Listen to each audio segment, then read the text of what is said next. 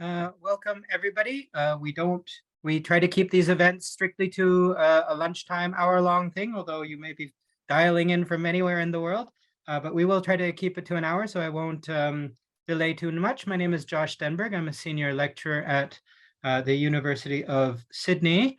You are tuning in to an exciting event called Malaysian Crossings, the Worlding of Modern Chinese Literature. We are very privileged to have with us Chu Tiachan, the author of a new book on that subject, and an important new voice in Chinese, Malaysian Sinophone studies. I'm sure he'll have his pick of terminology. And we are also very privileged to have a discussant for today's talk, Yingxin Shou, who's a lecturer at the School of Culture, History, and Language at the College of Asia and the Pacific at the Australian National University.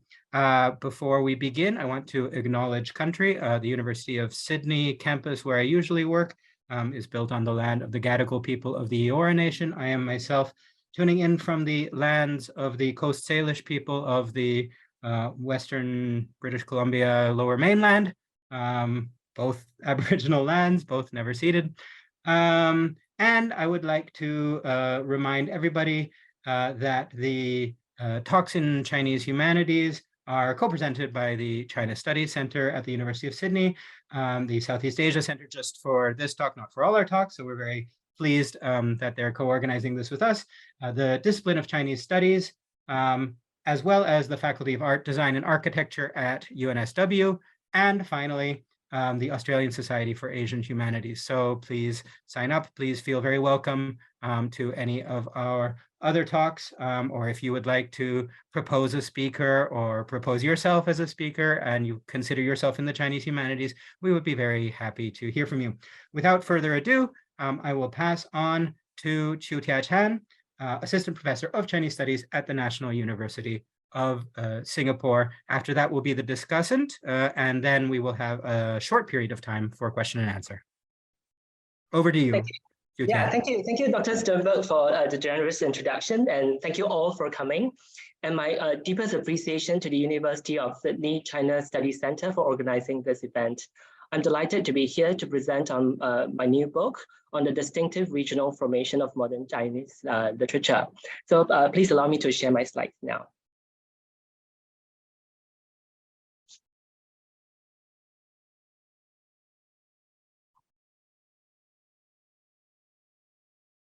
Okay, so in this presentation, I will first convey the core arguments of my book, and then move on to offer baseline understandings of my chosen case study, introduce a presiding idea, outline the constituent chapters, and lastly, explain how the two main conceptual anchors of my book help us rethink the writing of a minor literary history.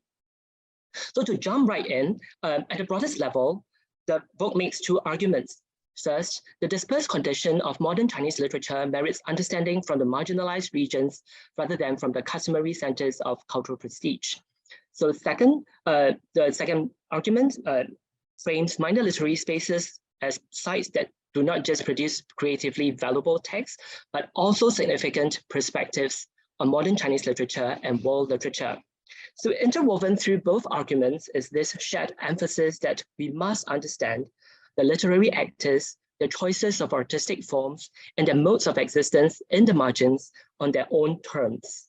So in other words, we should listen to how the literary actors make sense of their own histories and subjectivities before selecting suitable theories to understand the text and context.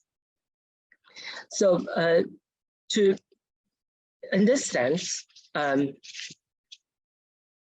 ground the study, I adopt a quote-unquote located approach of world literary studies through an analysis of Malayan and Malaysian Chinese creative writings. It is a body of work that is known as Mahua Wenxue locally. Unknown to many people, Mahua literature is marginalized on several fronts. First, Malaysia is a remote site in which the French literary scholar Pascal Casanova calls the world literary space, where Europe and America are the favored regions. In the world Chinese literary space, by Europe, by which I refer to all Sinitic-speaking regions, The Mahua literary formation is peripheral vis-a-vis the more productive East Asian locales, including China, Taiwan, and Hong Kong.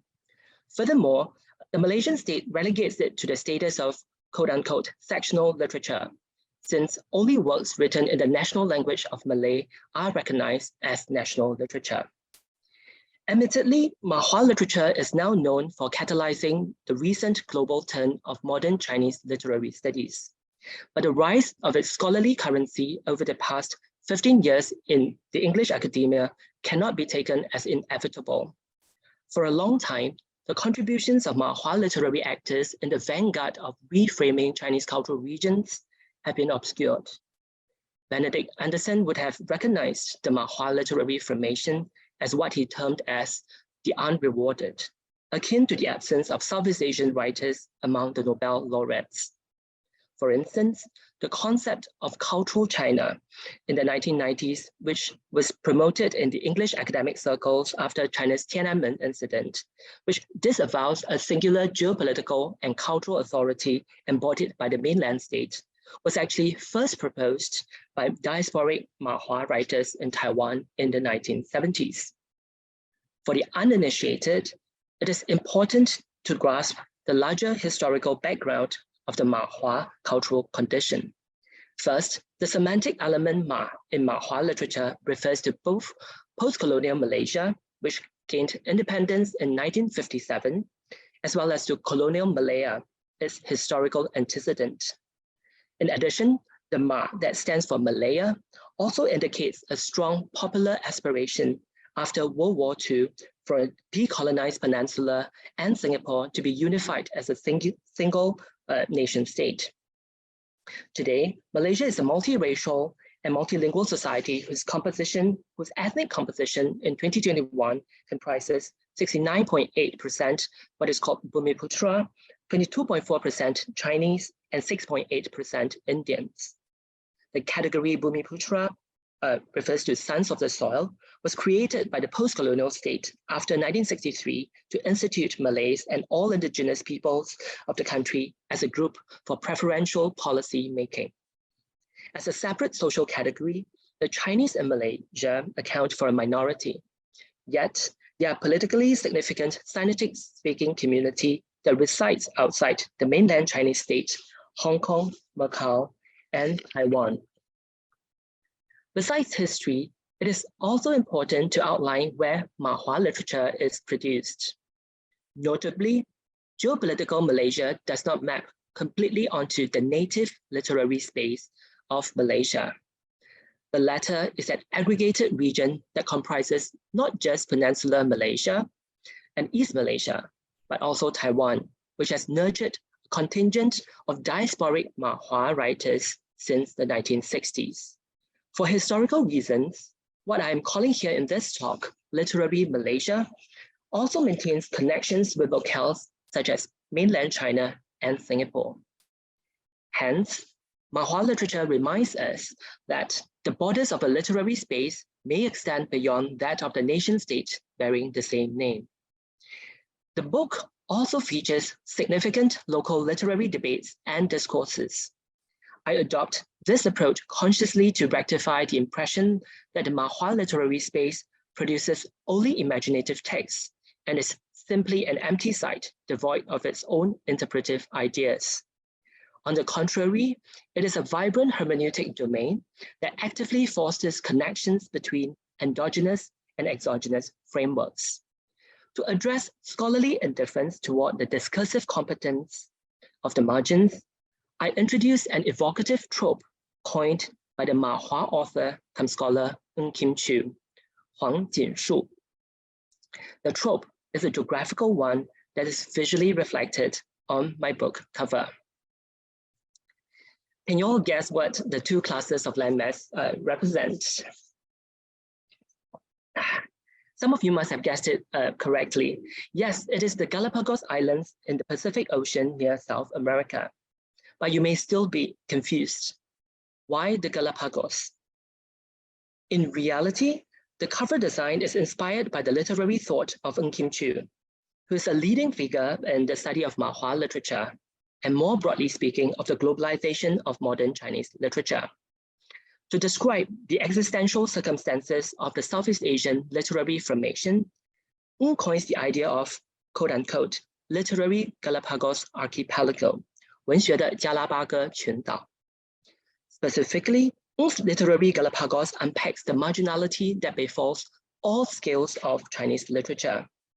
First, he positions modern Chinese language literature as the Galapagos archipelago of world literature, 世界文学里的加拉巴哥群岛. Subsequently, he describes literatures from Taiwan, Hong Kong, Singapore, and Malaysia as the small islands in this literary Galapagos he identifies, 中文文学的加拉巴哥群岛中的小岛. Lastly, he switches the scale of his view and sets up modern Chinese language literature as the global backdrop against which Taiwan and Hong Kong constitute the small islands in this Galapagos archipelago that is Sinophone literature, what he calls 华文文学的加拉巴哥群岛. So following from Ng's logic, Singapore and Malaysia occupy the even smaller islands in this Sinophone Galapagos, marking a condition that he describes as lying, quote-unquote, at the margins within the margins. What insights about globalized literary networks can viewing Malaysia in terms of the literary Galapagos offer us?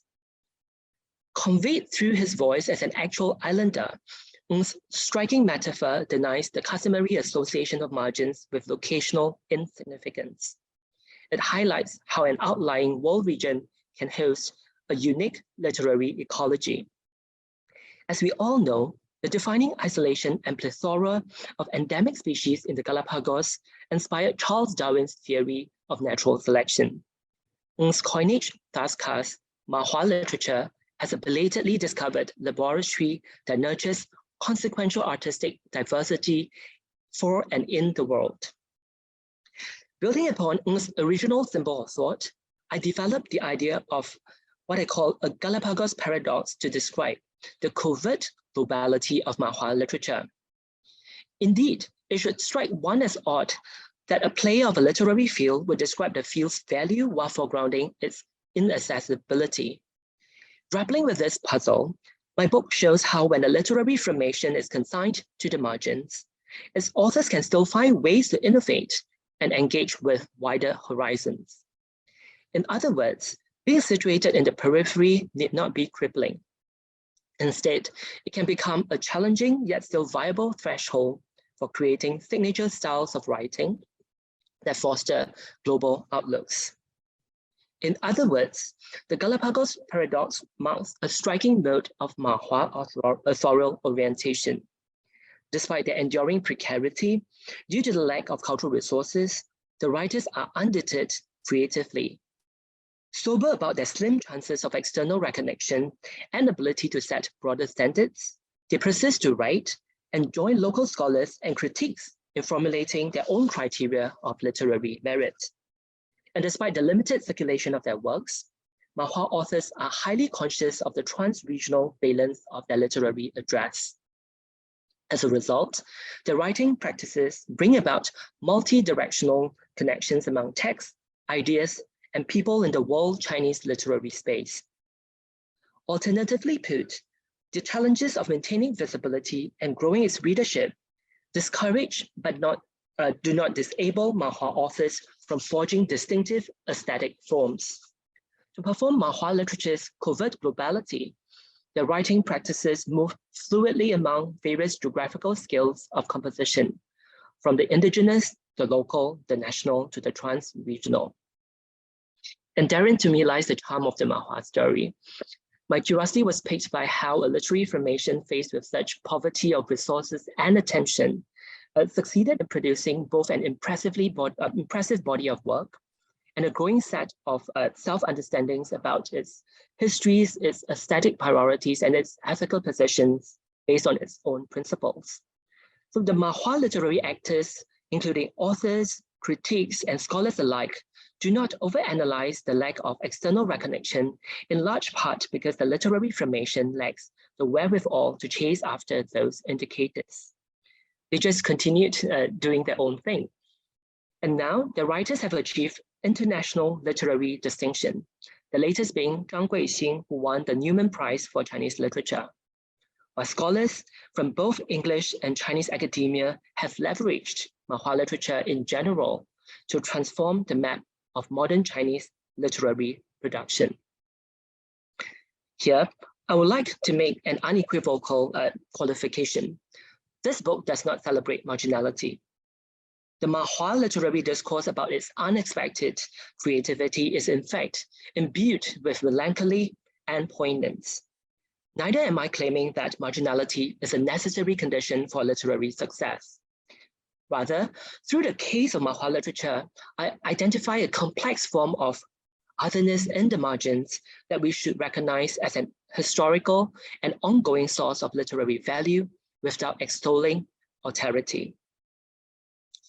Having said all the above, what kinds of literary activities occur in the Sinophone Galapagos? In the main part of the book, I feature how authors with strong ties to the Southeast Asian locale tag deftly between domestic cultural politics and global literary developments from the 1930s to the 2000s. The book studies the co-evolution of social locations and literary languages, including both Chinese and English. It analyzes two major creative tendencies. Number one, representations of multilingual social realities, and number two, meta-reflections on space and place.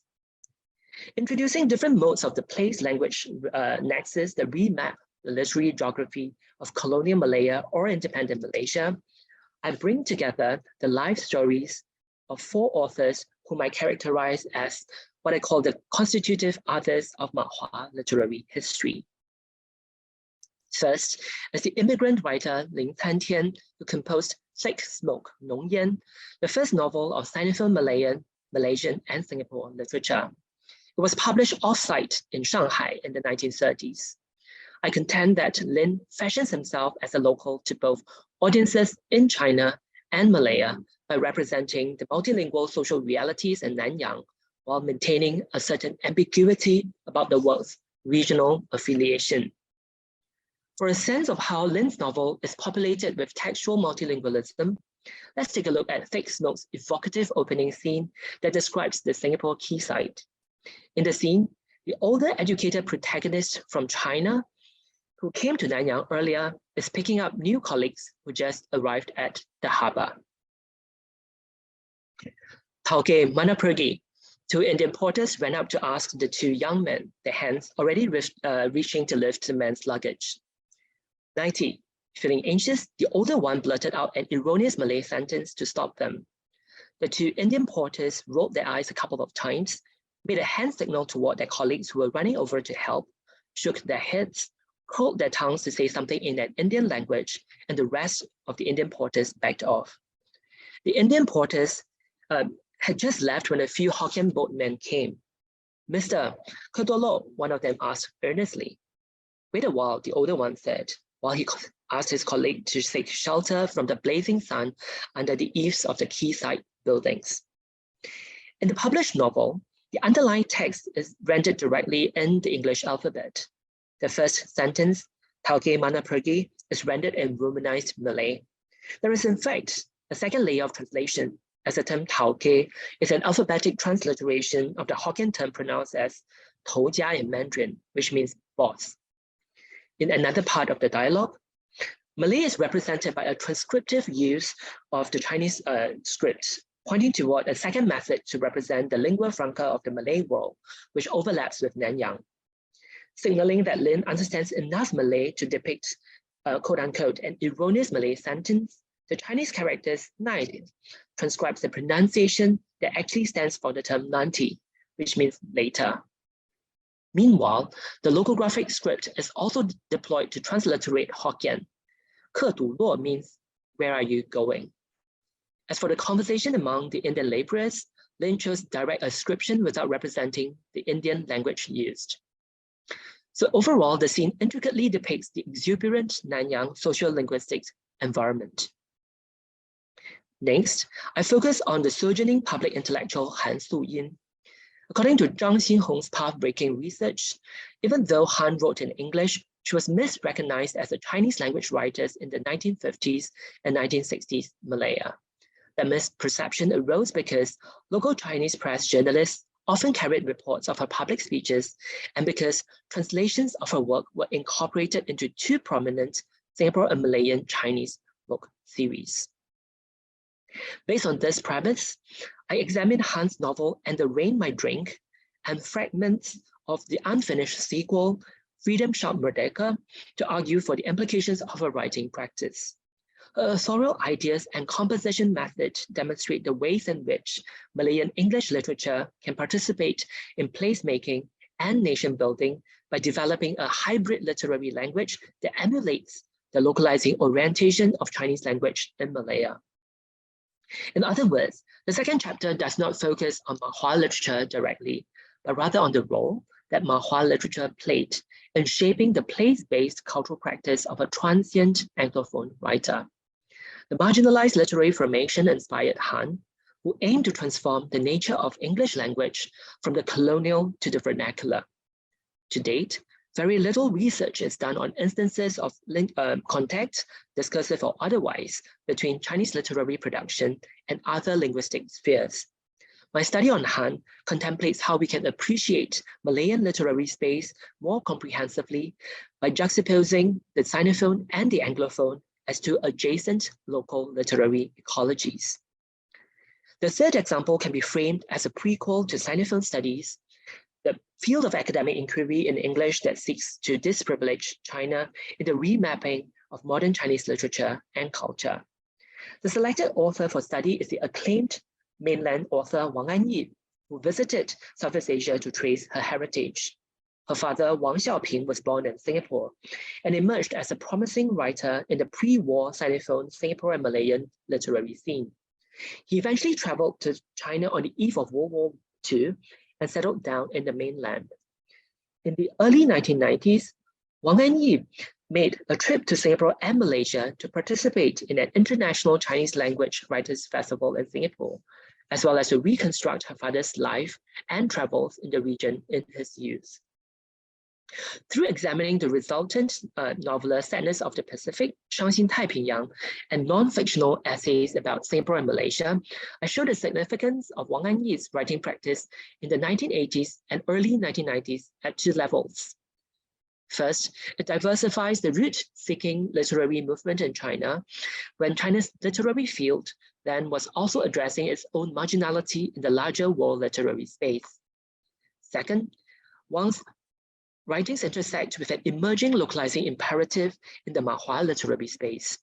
That intersection inspired a set of ideas about Chinese diasporic literary languages, which later informed the genesis of Sinophone studies. An example of what I had called meta-reflections on space and place can be found in this chapter. In particular, I wrestled with a recurring notion in Wang Anyi's novella, whose narrator repeatedly expressed, on a map, continents are also drifting islands. The geographer Martin Lewis and historian Karen Vigan would have an explanation for us. As they point out, quote, continents are momentary assemblages of land that continually grow and divide and reform, end quote. I use the contention to read the novelist's thought-provoking statement in the context of Wang Anyi's journey to Singapore and Malaysia in the 1990s. I argue that the Southeast Asian locale diminished her obsession with China. The geographical equivalence projected through her novella is an expression of how she no longer sees China as an exceptional place. In the last chapter, I analyzed the trans-regional return to Brownian subject matters in the 2000s by Li Yongping. Li was a Sarawak-born writer who migrated to Taiwan in the late 1960s. In his novel Where the Great River Ends, 大河尽头, which has been built as the Chinese equivalent to Joseph Conrad's Heart of Darkness, he uses Chinese characters to transcribe local languages in Borneo, an approach he sees as reflecting what he calls the cosmopolitan development of Chinese language.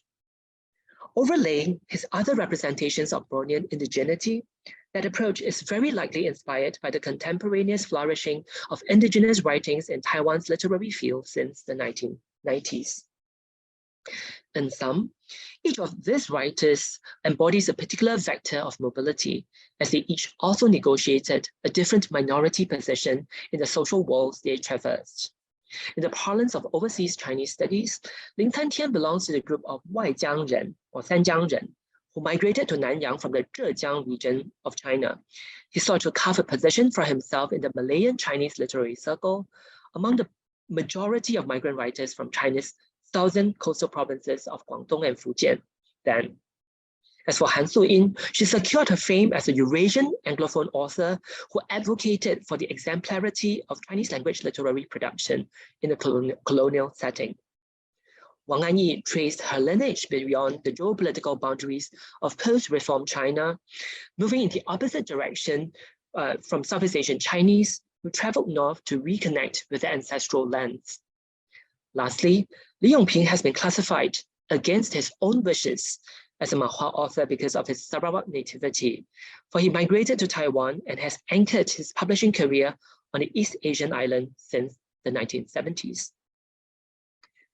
Looking at these examples, what I find especially thought-provoking is the double or multiple inhabitation of literary spaces by writers on the move. To a significant extent, my book proposed a revised historiography for a minor literary tradition like Mahua literature. Contemplating the mutual becoming of language and place as valid literary terrain, it asks the questions: which authors and whose works do we include for a minor literary history? How should we frame the selections discursively? In my view, a minor formation like Mahua literature cannot afford to be nativist or parochial. To develop a mode of writing literary history that can accommodate important quote-unquote outsiders, I developed two key ideas in the book. The first is, of course, Malaysian Crossings. At a fundamental level, I use the concept to describe the literary worlds built out of the physical journeys, the interactions among social groups, and the mindset shifts entailed in creating distinctive literary languages to represent Southeast Asian locale. On top of that, Malaysian Crossings names a bifocal analytical method that is attentive to the cultural politics within and beyond literary Malaysia, which exceeds the contemporary nation state. This mode of double scrutiny is often neglected in many current models of world literary studies. Most studies discuss asymmetrical relations solely at the international scale, when in fact, competition and collaboration among literary actors also occur at the intranational scale. My example is Li Yongping's trans-regional writing practice. I argue that Li adopts a two-pronged strategy to carve a niche for himself in the literary spaces of both Taiwan and Malaysia. On the one hand, in response to the nativist critics in Sarawak who claim that he does not portray quote-unquote the real Borneo, Li Yongping uses his novel Where the Great River Ends to showcase his deep knowledge about Borneo's tribal diversity and makes a bid to represent the place authentically. On the other hand, by avoiding the depiction of Chinese settler colonialism in Borneo, the novel avoids overlapping with the works of Zhang Guixing, his fellow colleague from Sarawak who also settled down in Taiwan. And so the depiction of his greater ethnic plurality in Where the Great River Ends thus enables Li Yongping to distance himself from and yet remain connected to the Borneo rainforest imaginary that circulates in the Taiwan literary space primarily through Zhang Guixing's novels. From this example, we can see how flexible national literary spaces are invigorated from within. What appears as competition among non-contiguous areas of Mahua literary production also functions as a form of collaboration that raises the general profile of Borneo in the world Chinese literary space. The finer workings of such trans-regional and intra-national dynamics turn out to be as unifying as they are divisive. Put differently, Mahua literature holds its own internal set of core periphery relations, and this understanding intervenes in Sinophone studies, which has focused on unifying regions outside and in the margins of China. By foregrounding the varied heterogeneities among non-China nodes of Sinitic cultural production, the concept of Malaysian crossings among non-China nodes, the concept of Malaysian crossings shifts the analysis of global Chinese creative writings, from cataloging new productive locations to the scrutiny of inner diversities across different locales. In so doing, it also ushers the consequential politics of subnational and trans-regional Chinese cultural identities into the horizon of modern Chinese literary studies. Related to Malaysian Crossings is the critical concept of worlding. I'm aware that there are multiple traditions and sub-traditions of employing this concept. In this book, I describe worlding as world-oriented authorial practices that create and maintain plural ties among texts, ideas, and people, while guided by alternative social visions. The concept aligns more closely with the ideas of the scholar Edward Said, and in particular with his notion of worldliness, that is, the condition of being in and about the world, which I frame as the product of the worlding process. Following Said, worlding and worldliness in my book involve ways of knowing and ways of writing that call for a historical understanding of literature and the social-political conditions of its production and reception. In the context of Mahua literature, worlding involves the authorial navigation of interconnected literary spaces, which is reflected in the historical links between Malaya or Malaysia and other Sinitic-speaking regions. It takes the form of authors mediating different scales of the local and the global through their physical travels and settlement, as well as through their works. The resultant worldliness from the margins is expressed through the author's typical sense of simultaneously belonging to more than one location, as well as a common style inflected by both mobility and situatedness. As for the worldliness of critical practices, it involves scholars and critics rescuing Mahua works from neglect and recontextualizing their links with other literary spaces. I'd like to end my presentation by sharing one additional form of Malaysian Crossings. In 2019 and 2020, respectively, the Mahua author Ho Sok Fong's short story collection, Hu Mian Ru Jin, Like a Mirror, was published in translation by Granta Books in the United Kingdom and Two Lines Press in the United States. Ho's transatlantic debut in the English reading world marked the first time non-university presses selected a Sino-Malaysian title for publication. Now available beyond the Chinese reading public and made more market-oriented and public-facing, Ho's tales about Malaysian women, Malaysian and Malayan women, indicate the book's broader reach beyond academia, giving rise to new zones of contact between Mahua literature and its Anglophone audience. Corroborating the key ideas of my book, Ho's recent reflections as an implicated participant herself in the Mahua literary ecology serve well to recap the artistic predicament that Mahua writers generally confront and the ensuing choices they made. This is what she says. Malaysia's Chinese-speaking population grows smaller by the year. Already, it has dropped to 20%. And as a result, the market for Mahua literature is small. It is officially excluded from the government's definition of Malaysian national literature. And yet, despite these difficult circumstances, despite insufficient resources, Mahua literature itself is lively. It seeks to perform. It desires to express its difference differently in a dignified way. We continue to write what we truly want to write, to publish poems, essays, fiction. We are not waiting for readers to choose us. We are allowing our books to choose our readers. Maybe precisely because it has so little commercial or material benefit inside Malaysia, those who do write in Chinese are committed to exploiting its performative potential and to using language to express the experience of marginalization of all kinds. In order to express that which is hard to express, we have to write no matter what. We cannot demand that the language of minor literature be judged against the aesthetics of major literature, especially when brokenness and hybridity have become such intrinsic parts, like flesh or water. We hear and connect with one another through the wordless quiet that exists within the fractures and the blemishes. Ho's words illuminates the last aspect of worlding in the book, which concerns the ways in which Mahua literature counterpoints modes of writing in the central regions of the world Chinese literary space. Here, we return to the idea of the Galapagos paradox and recall how Mahua writers turn the austerity of social and cultural capital into creative impetuses that drive their globally significant inventiveness. And so framing modern Chinese literature as this particular form of literature in and about the world, Mahua authors and their writing practices exemplify the involuntary but constructive value of otherness in all literary formations. Thank you.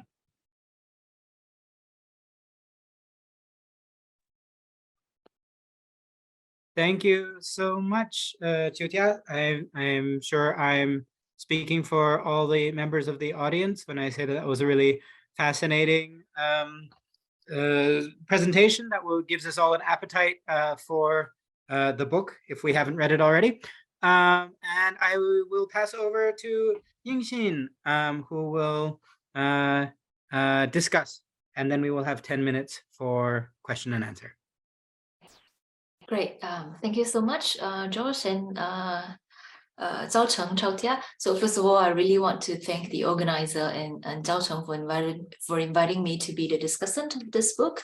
I'm now speaking to you from Canberra, Australia, and I also like to acknowledge the traditional owners of the land that I live and work in, the Ngunnawal Ngambri people, and pay my respects to the elders past and present. So I have been really looking forward to the publication of Zhao Cheng's book for some time, knowing that he started this project as his PhD thesis, and after settling into his job as assistant professor of Chinese studies at the NUS, despite the this stressful requirements today for junior faculty in university everywhere. And he continued to kind of march on. And congratulations, Zhao Cheng, for having completed this academic hard work, or your love letter to Mahua Wenxue, as you once described to me what this book is about. So as someone working in this similar field, I appreciate the book for really broadening our theoretical horizon by charting the place of Sinophone South in world literature, and for enriching current scholarships on the less studied authors and their work. And as a Malaysian, I welcome the title Malaysian Crossings, for it's dealing with Malaysia as a place that allows all these unexpected connections, imaginations, and productions to happen and interact in a really meaningful way. Or to borrow historian Rachel Liao's praise on the book cover and the back cover, yeah, so it restores Malaysia to its rightful place in Chinese, Asian, and world literature as a vibrant center of multiple literary crossings. So in the next few minutes, I will just talk about maybe 2 points that I find fascinating in the book that makes me think further about our approaches to study Mahua literature.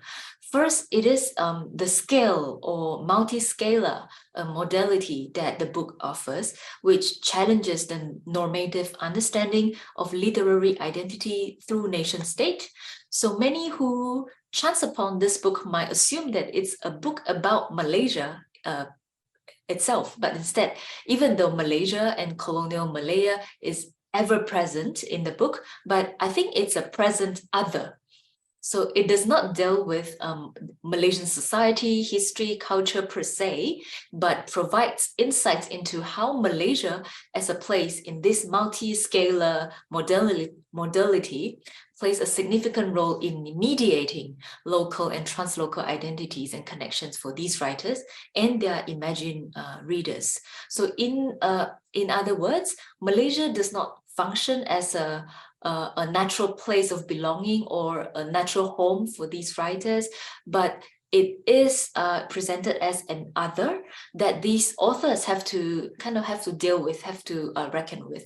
So for example, in chapter 1, it talks about the intimate connection between Shanghai and Malaya's reading public and the publishing industry that allows the China-born author Lin Cantian to publish the first novel in the history of Mahua literature. So that crossings was really amazing.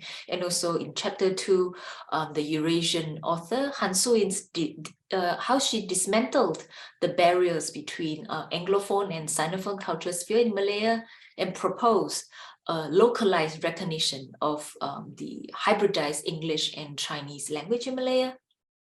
And in chapter 3, contemporary China author Wang Anyi, her search for her heritage in Singapore and Malaysia, as her father was seen as the return compatriot writer, 归侨作家 from Singapore. And interestingly, this root-seeking journey in a way decentralized China as the assumed ancestral land to return to, and to a great extent challenge the genealogy of Chinese identity. So, and finally, in chapter 4, the case of Li Yongping, Sarawak-born and naturalized Taiwanese author who refused to be labeled as a Malaysian writer or even a Mahua writer. So he is a crucial figure to trouble or problematize the fixed boundaries of literary nationalities as he practices writing, and this is what Zhao Chen calls off-center articulation and strategic distancing in his writing. So I think for these authors, Malaysia is a place of sojourning. So like Lin Cantian or Han Suyin, even a short while, just a few years, a transient writer. Or for Wang Anyi, it's a place of encountering the roots, but also encountering the hybridity of Chineseness. And for Li Yongping, it's a place of birth that he found it hard to really acknowledge. So to me, Zhao Chen's inclusion of these writers in a book about Mahua literature, it's a conscious effort to push the limits of the rigid and insular definition of Mahua literature, urging us to recognize that these all are all Malaysian stories, and they are important Malaysian stories that need to be told. And although they might not be seen as Mahua literature proper, so even within the Mahua literary circle, sometimes people would they would have a second thought whether Wang Anyi should be included in our discussion, or even Han Suyin, who writes in English, can she be seen as part of Mahua literature, etc. So I think Zhao Chen makes use of the idea of constitutive others, these authors as others in Mahua literature, but at the same time, Malaysia itself, I see as is also an other for them. So I think Zhao Chen really showcased the in the book the cosmopolitan character of Mahua literature, so which is a very important contribution, because most scholars tend to focus on the ethno-national aspect of Mahua literature. But I think this emphasis on cosmopolitan character of Mahua literature really pushed the limit of the rigid definition of Malaysian literature. It also keeps me thinking about the function of Mahua literature, whether it's helpful to consider these authors as Mahua literature, or we actually don't have to really kind of label them as Mahua literature or not. Or I wonder whether this, if we keep kind of talking about these authors as within the boundaries or within the realm or the discourse of Mahua literature, is it also another way of trying to put them into national category? Because for Wang Anyi or Li Yongping, maybe being Mahua or not, it's not really important for them. So another point that keeps me thinking is, what does Malaysia mean to them? To these authors, if it is a present other. So it is just a place of cultural varieties for literary depictions, or it also can be a source of cultural and intellectual resources, right? So, and I wonder whether in these works and other Mahua literary works, are there any conceptual frameworks that are coming from Malaysia itself? If we're talking about really to showcase the marginality of this part of the world, so are there any can Malaysia itself be the source of conceptual configuration of world literature or Sinophone studies, etc.? So I think that's the point that I want to make. Another the second minor point is I appreciate what Zhao Chen has been dealing with, the peripherality, the marginality of Mahua literature and Malaysia in the world literary ecology. So which show that these writers, they not only contribute excellent creative works, fictions, but also theoretical discussions. And Zhao Chen also quote from local scholars like Zhang Huaxing or Wang Jingshu.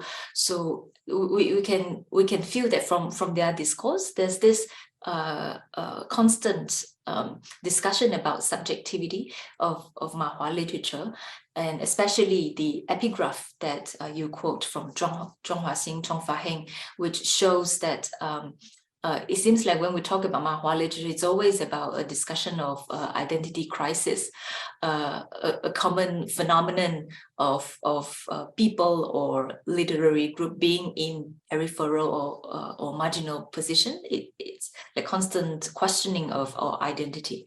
So, but I wonder whether if this is also the there's this side of non-cosmopolitan character of Mahua literature that has to be reckoned with, that because this so-called non-cosmopolitan Mahua literature, they actually have to constantly deal with the local politics, national identity, all this kind of debates that makes them, they have to really confront that kind of identity problem.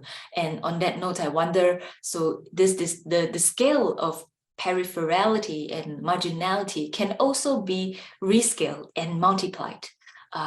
Like what you said, like what Huang Jingshu said, at the margins, within the margins. So can we kind of rescale the peripherality by also including other marginal literature in the region, in the Malay world, in Singapore and Malaysia, for example, like comparing the Malay literature, for example, which is written in the lingua franca of the region in the world stage, and by comparison, actually Chinese, it's a bigger language in the world scale. So, and Malay language itself, it's actually smaller.